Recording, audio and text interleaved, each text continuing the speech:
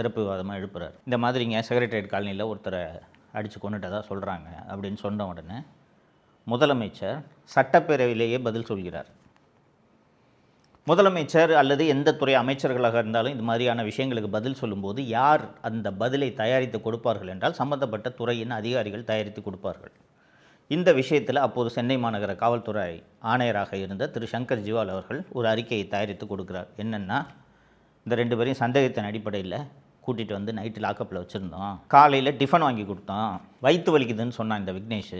அவனை வயிற்று வலின்னு சொன்ன உடனே உடனடியாக பக்கத்தில் இருக்கிற மருத்துவமனை கூட்டிகிட்டு போனால் அங்கே போனால் இறந்துட்டான்னு சொல்லிட்டாங்க என்று சொல்கிறார். காலை உணவு சாப்பிட்ட பின் விக்னேஷுக்கு திடீரென்று வாந்தி வலிப்பு வந்திருக்கிறது.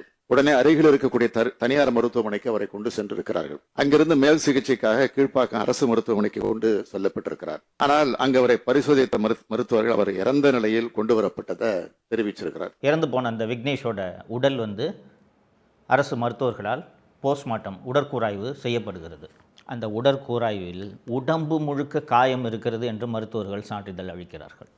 13 காயங்கள், லத்தியாலும் மற்ற ஆயுதங்களாலும் அடித்ததற்கான 13 காயங்கள் இருக்கிறது என்று அரசு மருத்துவர்கள் அறிக்கை கொடுத்து விடுகிறார்கள். அதை மூடி மறைக்க முடியாதுல்ல, ஏன்னா போஸ்ட்மார்ட்டம் வீடியோ எடுப்பாங்க, அதனால் மூடி மறைக்க முடியாது. இருக்கிறத டாக்டர்ஸ் கொடுத்துட்டாங்க. மறுநாள் அசம்பிளியில் திருப்பி படிக்கிறார் முதல்வர். 2 நாள் கூட கேப் இல்லை, மறுநாள் இது போல் விக்னேஷோட உடலை உடற்கூராய்வு செய்தோம். அந்த உடற்கூராய்வில் 13 காயங்கள் இருந்தனன்னு தெரிய வந்துச்சு. நான் உடனே சிபிசிஐடி விசாரணைக்கு உத்தரவிட்டுட்டேன்.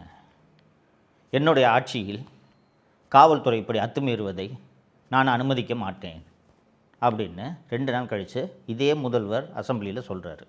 1 வாரம் 10 நாள் கூட இல்லை, மறுநாளே.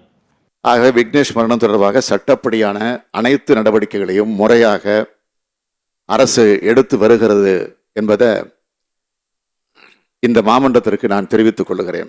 தோழர்களே, மு.க. ஸ்டாலின் ஒரு சீஃப் மினிஸ்டர் இல்லைங்களா? அவர் தான் தமிழ்நாட்டில் அதிகாரம் பொருந்திய ஒரு நபர். யார் என்றால் தமிழகத்தின் முதலமைச்சர். அந்த முதலமைச்சரை அசம்பிளியில் கஸ்டோடியல் டெத்தே நடக்கலைன்னு சொல்லிட்டு ஒரு போலீஸ் ஆஃபீஸர் பொய் சொல்ல வச்சுருக்காருன்னா முதலமைச்சருக்கு அந்த அதிகாரி மேலே எவ்வளோ கோபம் வரணும்? செல்வி ஜெயலலிதா முதலமைச்சராக இருந்து இது போல் தவறான தகவல் அசம்பிளியில் சொல்லியிருந்தா அந்த அதிகாரி என்ன கதிக்கு ஆளாயிருப்பார்னு யோசிச்சு பாருங்கள்.